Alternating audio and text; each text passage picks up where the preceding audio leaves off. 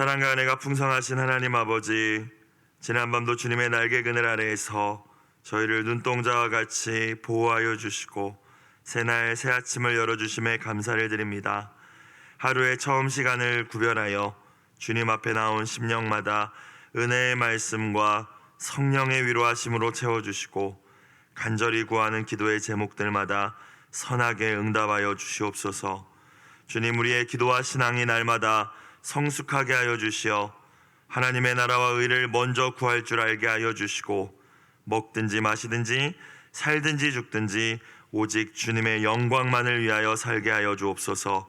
생명의 말씀 되시는 예수님의 이름으로 기도드리옵나이다. 아멘. 하나님 말씀 구약 신명기 32장 34절부터 52절까지 말씀입니다. 신명기 32장 34절부터 52절까지 말씀 한 목소리로 합독하시겠습니다. 이것이 내게 쌓여 있고 내 곳간에 봉하여 있지 아니한가? 그들이 실족할 그때에 내가 보복하리라. 그들의 환난 날이 가까우니 그들에게 닥칠 그 일이 속히 오리로다. 참으로 여호와께서 자기 백성을 판단하시고 그 종들을 불쌍히 여기시리니 곧 그들의 무력함과 갇힌 자나 노인 자가 없음을 보시는 때로다. 또한 그가 말씀하시기를 그들의 신들이 어디 있으며 그들이 피하던 반석이 어디 있느냐? 그들의 재물의 기름을 먹고 그들의 전제의 재물인 포도주를 마시던 자들이 일어나 너희를 돕게 하고 너희를 위해 피난처가 되게 하라.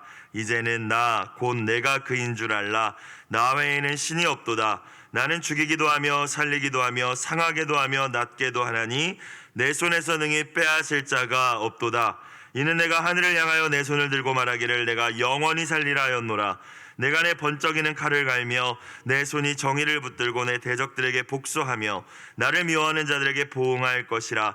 내 화살이 피에 취하게 하고 내 칼이 그 고기를 삼키게 하리니 곧 피살자와 포로된 자의 피요 대적의 우두머리의 머리로다. 너희 민족들아 주의 백성과 즐거워하라. 주께서 그 종들의 피를 갚으사 그 대적들에게 복수하시고 자기 땅과 자기 백성을 위하여 속죄하시리로다. 모세와 눈의 아들 호세아가 와서 이 노래의 모든 말씀을 백성에게 말하여 들리니라. 모세가 이 모든 말씀을 온 이스라엘에게 말하기를 마치고 그들에게 이르되 내가 오늘 너희에게 증언한 모든 말을 너희의 마음에 두고 너희의 자녀에게 명령하여 이 율법의 모든 말씀을 지켜 행하게 하라. 이는 너희에게 헛된 일이 아니라 너희의 생명이니 이 일로 말미암아 너희가 요단을 건너가 차지할 그 땅에서 너희의 날이 장구하리라. 바로 그날에 여호와께서 모세에게 말씀하여 이르시되 너는 여리고 맞은편 모압 땅에 있는 아바림 산에 올라가 느보 산에 이르러 내가 이스라엘 자손에게 기업으로 주는 가나안 땅을 바라보라. 너의 형 아론이 호르 산에서 죽어 그의 조상에게로 돌아간 것 같이 너도 올라가는 이 산에서 죽어 내 조상에게로 돌아가리니 이는 너희가 신광야 가데스의 무리바 물가에서 이스라엘 자손 중 내게 범죄하여 내 거룩함을 이스라엘 자손 중에서 나타내지 아니한 까닭이라. 네가 비록 내가 이스라엘 자손에게 주는 땅을 맞은편에서 바라보기는 하려니와 그리로 들어가지는 못하리라 하시니라. 아멘. 이 아침도 우리의 행복을 위하여 주시는 모든 말씀에 귀 기울이는 저와 여러분이 되길 주의 이름으로 축복합니다. 신명기 32장은 모세의 노래라고 알려져 있죠. 이제 곧 가나안 땅에 들어갈 이스라엘 백성들 그리고 그들의 자녀들이 이제 가나안에 정착하여 살 때에 결코 잊지 말아야 할, 마음에 새기고 기억하며 또 불러야 할 그 메시지들이 담겨져 있습니다. 신명기가 모세의 설교라고 했을 때 다시 한번 그 설교를 정리하면서 핵심 내용들을 기억해야 할 내용들을 노래로 가르치고 있는 것이죠.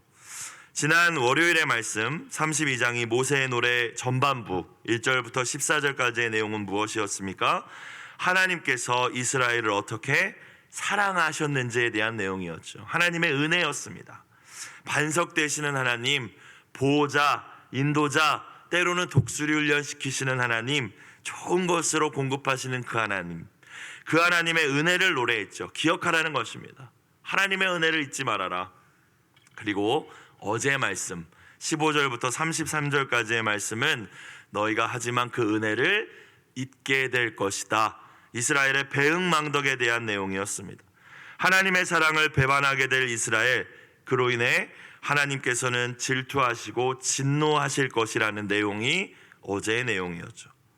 이어지는 오늘 모세의 노래의 마지막 부분은 은혜를 망각하고 언약을 배반한 이스라엘을 향하여서 하나님께서 진노를 발하시고 또 이방 민족들을 사용하셔서 이스라엘을 심판하시기도 하시겠지만 완전히 이스라엘을 멸망시키지는 않으실 것이라고 말씀하시는 내용입니다. 오히려 이스라엘의 원수였던 이들에게 보복해 주시고 결국에 자기 백성인 이스라엘을 회복시켜 주시겠다는 약속의 말씀임을 믿으시기를 주의 이름으로 축원합니다. 이를 통하여서, 이 모든 일들을 통하여서 이스라엘뿐만이 아니라 모든 열방들이 오직 생사를 주관하는 그 주권자가, 권세가 하나님께 있음을 알게 될 것이다. 그리고 그것을 알라 이스라엘에게 말씀하고 계십니다. 34절 다시 한번 본문을 보겠습니다. 이것이 내게 쌓여 있고 내 곳간에 봉하여 있지 아니한가. 하나님의 곳간에 무언가 쌓여 있다라고 말씀을 하시죠. 이것이라는 것은 문맥상 이스라엘과 또 여러 민족들의 죄악으로 인한 하나님의 진노라고 이해할 수 있겠습니다. 회개하지 않은 죄들은 하나님의 곳간에 쌓여 있다는 것이죠. 왜 곳간에 쌓아 두실까요? 심판의 때에 그것들을 풀어서 심판하시기 위함입니다. 특별히 하나님께서는 여러 이방 민족들을 통하여서 자기 백성 이스라엘을 심판하실 것입니다. 그리고 그것은 사랑의 징계이라고 말씀을 하시는 것이죠. 억압과 고난을 통하여서라도 하나님께로 돌아오기 원하시는 하나님 아버지의 마음이 담겨져 있는 것입니다. 그런데 이 과정에서 하나님께서 회초리로 사용하신 이방 민족들이 착각하게 될 것이라는 것이죠. 마치 자기들의 힘으로, 지혜로, 자신들은 의로워서 이스라엘을 자신들이 지배하고 또 주권을 행사했다고 착각하게 될 것까지도 하나님은 다 미리 알고 계셨습니다. 그래서 하나님께서 그들에게 허락하신 힘인데, 하나님께서 자기 백성을 잠시 내어두신 것인데, 그 권력을 함부로 사용하면서 하나님의 백성을 과도하게 잔인하게 통치하고 권력을 행사한 그 대가를 치르게 하실 것이다 라는 말씀이죠. 그래서 하나님께 쌓여있는 그 분노와 진노를 그들에게 쏟으실 것이라는 말씀입니다. 자기 백성 이스라엘에게는 희망의 말씀인 것입니다. 35절 그들이 실족할 그때에 내가 보복하리라. 그들의 환난 날이 가까우니 그들에게 닥칠 그 일이 속히 오리로다. 여기서 그들은 어제까지의 말씀의 심판의 대상은 자기 백성 이스라엘이었다면, 오늘 말씀에서는 이스라엘을 대적하고 이스라엘을 괴롭혔던 이방 민족들에 대해서 하나님이 이제 때가 되었으니 보복해 주겠다, 너희는 회복시켜 주겠다라는 말씀이에요. 그래서 35절에 이 그들은 이스라엘의 원수입니다. 하나님께서 주권자가 되시고 이 말씀을 통하여 결국에 하나님의 때에 셈하여 주시는 심판주가 되심을 믿으시는 여러분이 되시기를 주님의 이름으로 축원합니다. 여러분, 성경은 거듭해서 이야기합니다. 원수 갚는 것은 우리에게 있는 것이 아니라 하나님께 있다라고 말씀하십니다.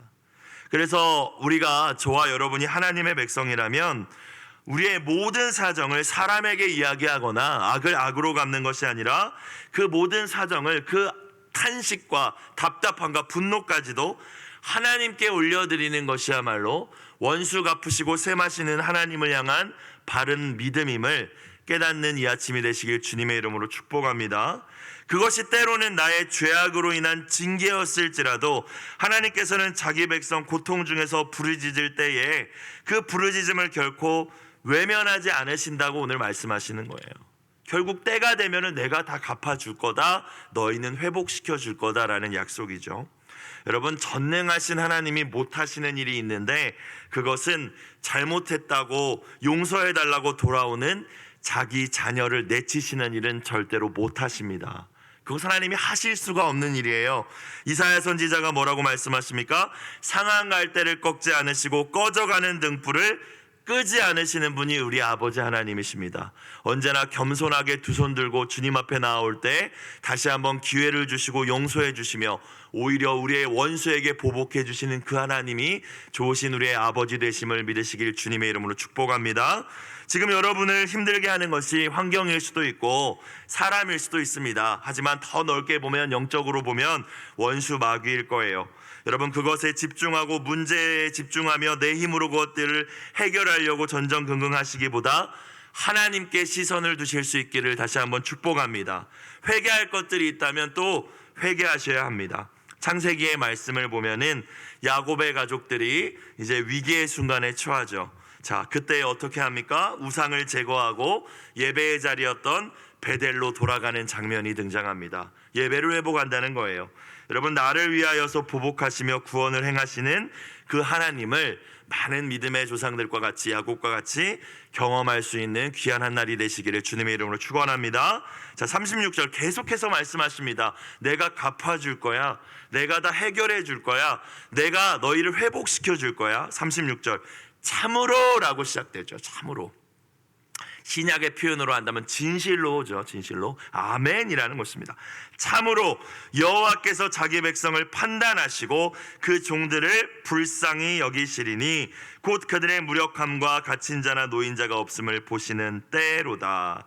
자, 하나님께서 공의로우시기 때문에 우리의 죄악을 그냥 내버려 두지 않으십니다. 말씀과 같이 자기 백성을 판단하신다고 말씀하십니다. 심판하신다는 거예요. 징계하십니다. 그러나 그 심판의 목적이 우리를 죽이거나 멸망시키는 것이 아니라 회복이라는 말씀이죠. 오늘 말씀도 보니까 자기 백성을 판단하시지만, 징계하시지만 어떻게 하신대요? 이후에 그 종들을, 자기 백성을 불쌍히 여기신다고 말씀하십니다. 회복이 그 목적이라는 것이죠. 판단하셨지만 불쌍히 여기신다는 거예요. 회초리를 드셨지만 싸매어 주기 원하시는 것이 우리 아버지의 마음이라는 것입니다. 그런데 언제 그렇게 하시겠다고 하십니까? 36절 후반부를 보니까 그들의 무력함이 보일 때입니다. 여러분, 무력하다는 것은 아무것도 할 수 없다고 하나님께 두 팔 벌려 항복할 때임을 깨달으실 수 있길 주님의 이름으로 축복합니다. 끝까지 고집 부릴 때 아니에요.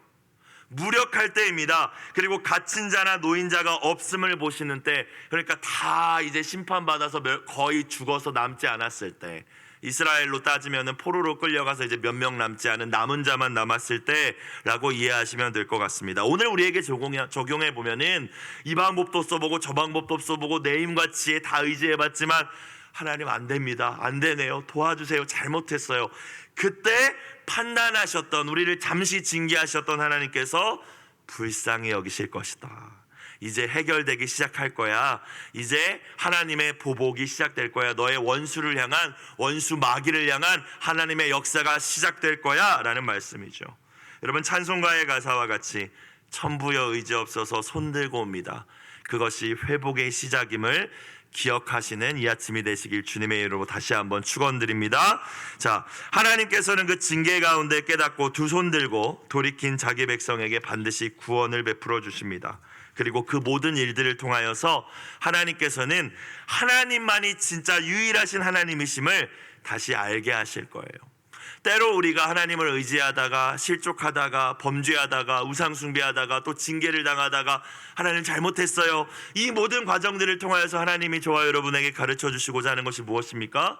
하나님만 의지할게요, 이거잖아요. 그렇죠? 하나님도 의지하고 발 한쪽은 세상에 걸치고 그렇게 살아왔는데 이제는 하나님만 의지하겠습니다. 하나님만 유일하신 하나님이십니다. 하나님 그걸 가르쳐 주시기 원하시는 겁니다. 오늘 말씀도 보니까 하나님이 이스라엘에게 그걸 가르쳐 주시겠다고 말씀하시는 거죠. 37절 38절 보겠습니다. 또한 그가 말씀하시기를 그들의 신들이 어디 있으며 그들이 피하던 반석, 그러니까 우상 의미하는 거예요.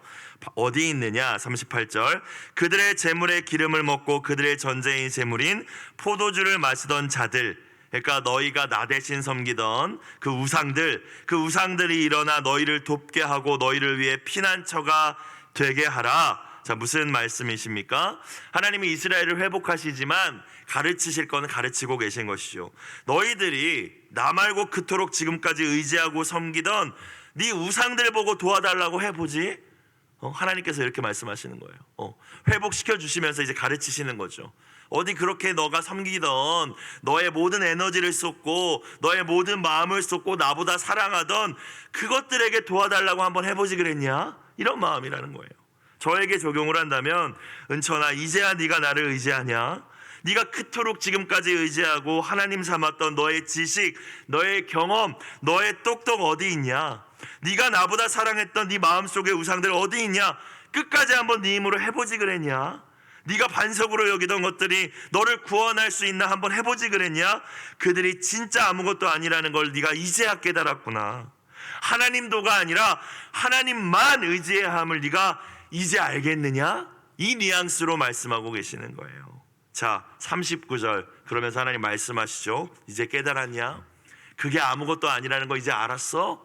그거 하나님 아니라는 거 이제 알았어? 뭐라고 39절에 말씀하십니까? 같이 한번 읽어볼까요? 39절 시작.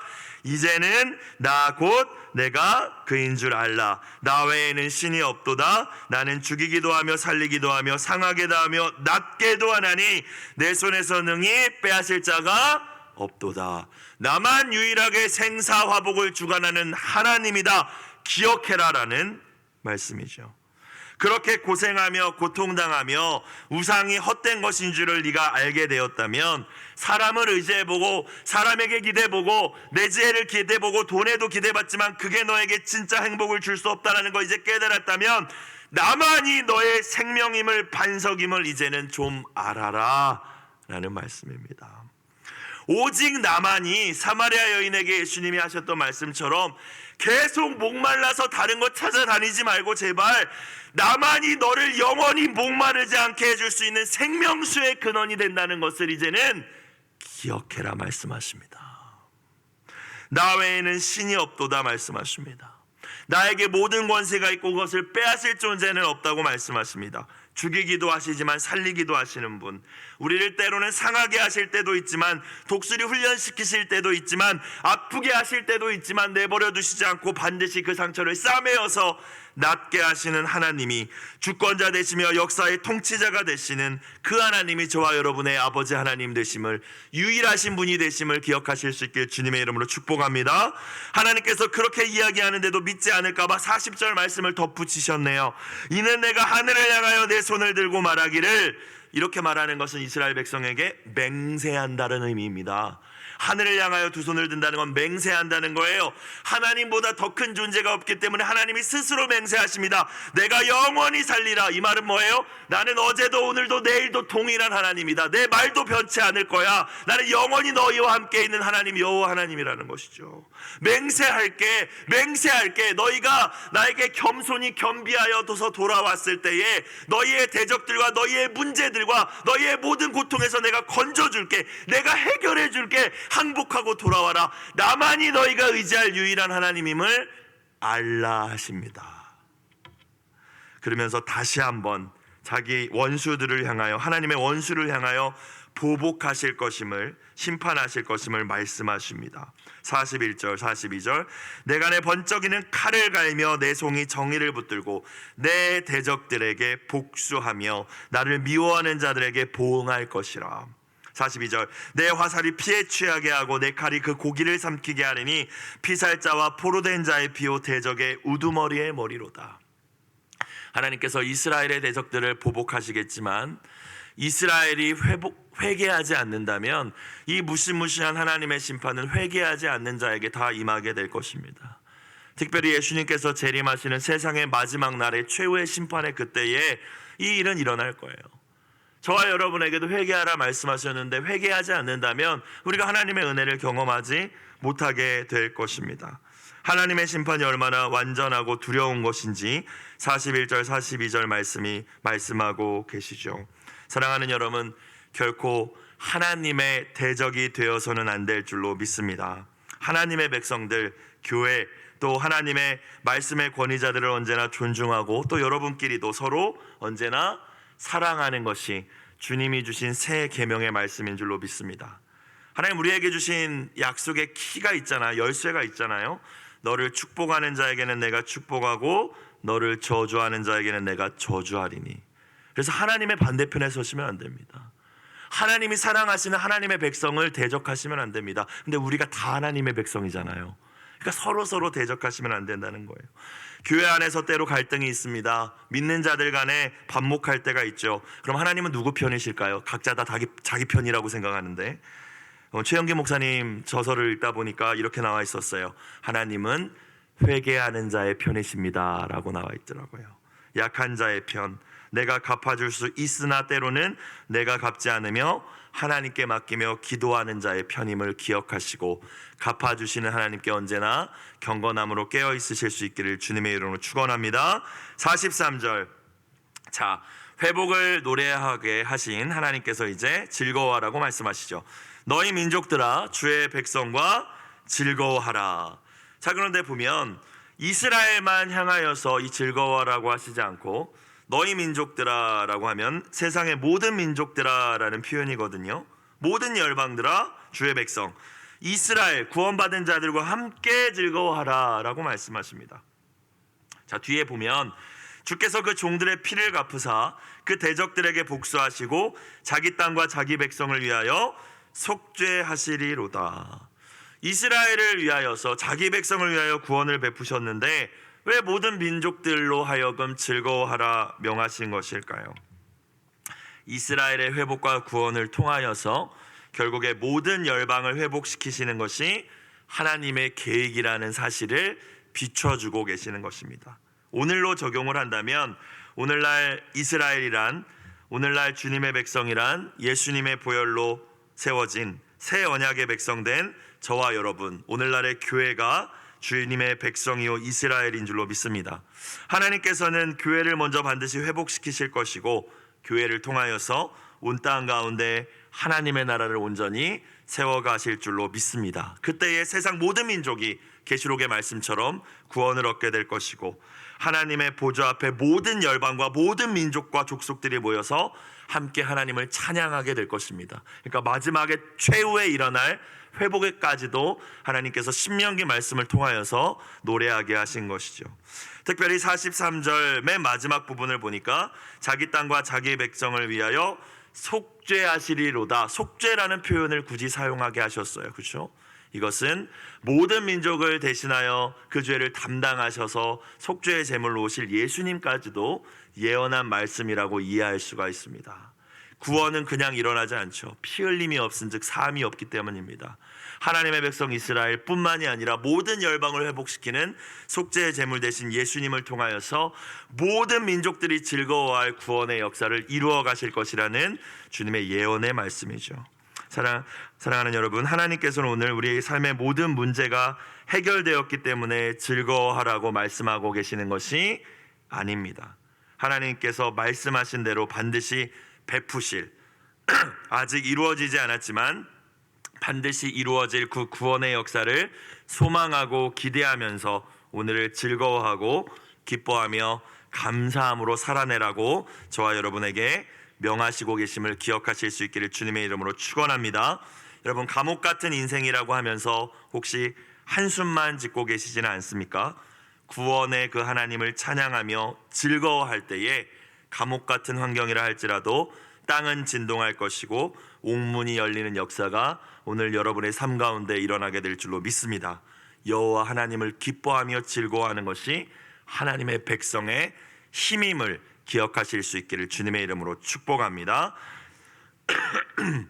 44절 46절 모세와 눈의 아들 호세아가 와서 여호수아를 호세아라고 하죠. 이 노래의 모든 말씀을 백성에게 말하여 들리니라. 모세가 이 모든 말씀을 온 이스라엘에게 말하기를 마치고 46절 그들에게 이르되 내가 오늘 너희에게 증언한 모든 말을 너희 마음에 두고 너희의 자녀에게 명령하여 이 율법의 모든 말씀을 지켜 행하게 하라. 자, 이제 노래를 마무리하면서 모세가 백성들에게 무엇을 당부합니까? 생명처럼 여겨야 할 최우선 순위에 대해서 말씀하고 계십니다. 첫 번째가 무엇입니까? 46절 말씀을 다시 보면 말씀을 마음에 두라 하십니다. 특별히 44절부터 46절까지 모든 말씀이라는 표현이 4번이나 반복이 됩니다. 내 귀에 듣기 좋은 말씀, 달콤한 말씀, 축복의 말씀뿐만이 아니라 신명기를 통하여서 이스라엘 백성들에게 주셨던, 또 저와 여러분을 생각해 본다면 66권의 성경을 통하여 주신 모든 말씀을 마음에 두라 말씀하십니다. 사랑하는 여러분, 며칠 지났죠? 3일 지났네요. 지난 주일 설교 제목과 메시지가 기억이 나십니까?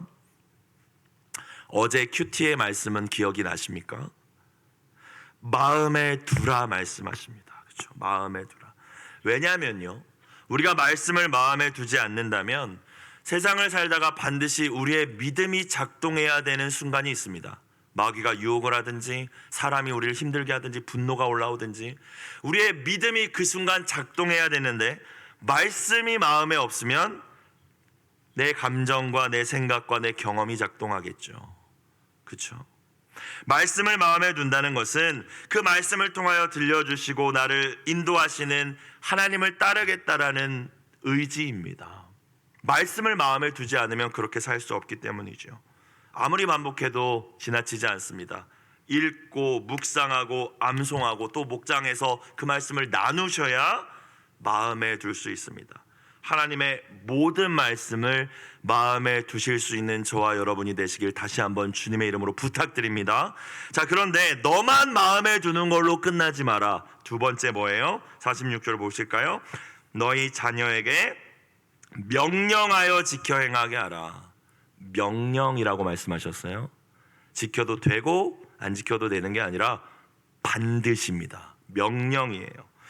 여러분, 다음 세대로 이어지지 않는 신앙은 실패한 신앙입니다. 성은교회가 지금 뜨겁게 신앙생활하고 있지만 10년 뒤 20년 뒤 우리의 자녀 세대가 우리만큼 신앙생활을 못한다?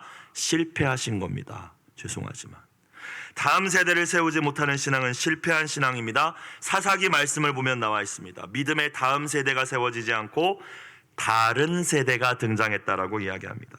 심지어 모세의 손자로 소개된 인물까지도 우상 숭배에 빠졌다라는 내용이 사사기에 등장합니다. 영혼을 구원하여 제자 삼는 것이 주님의 소원임을 다 아시죠? 우선 나에게 허락된 나의 자녀의 영혼을 구원하여 하나님의 모든 말씀을 지켜 행하는 제자로 세워가시기를 다시 한번 주님의 이름으로 축원합니다. 그러기 위해서 첫 번째, 여러분이 말씀을 마음에 두셔야겠죠. 마음에 새기셔야겠죠. 그렇지 않고서는 절대로 두 번째 스텝인 자녀에게 명령하여 지켜 행하게 할 수 없을 것입니다. 이 일에 대해서 47절 모세가 뭐라고 이야기합니까? 이는 너희에게 헛된 일이 아니다. 해도 되고 안 해도 되는 일이 아니다. 뭐라고 이야기해요? 너희의 생명이니. 이게 너희 인생의 최우선순위다. 제1순위다. 말씀을 마음에 두고 너희 자녀에게 명령하여 가르쳐 지키게 하는 것, 너희가 무슨 다른 일, 돈 버는 일, 어떤 다른 일보다 최우선순위로 해야 되는 일, 목숨처럼 여겨야 되는 일이라고 하나님이 말씀하십니다. 이 일로 말미암아 너희가 요단을 건너 차지할 그 땅에서 너희의 날이 장구하리라. 풍성한 인생 그로 말미암아 누리게 해줄 것이다 라고 말씀하시죠. 오늘 말씀의 마지막 부분은 48절 이하, 하나님께서 모세의 죽음에 대해서 예고하시면서 그가 가나안 땅을 바라보기는 할 것이지만 들어가지 못할 것임을 다시 말씀하고 계십니다. 52절만 볼게요. 52절 마지막 절. 내가 비록 내가 이스라엘 자손에게 주는 땅을 맞은편에서 바라보기는 하려니와 그리로 들어가지는 못할 것이다. 모세의 사명이 여기까지이기 때문이고 또 백성들이 모세를 가나안에서 우상화할 수 있기 때문이기도 하죠. 여러 가지 해석들이 존재하긴 하지만 오늘 말씀을 통해서 직접적인 이유를 우리는 알 수 있지 않습니까? 51절 보겠습니다. 이 51절.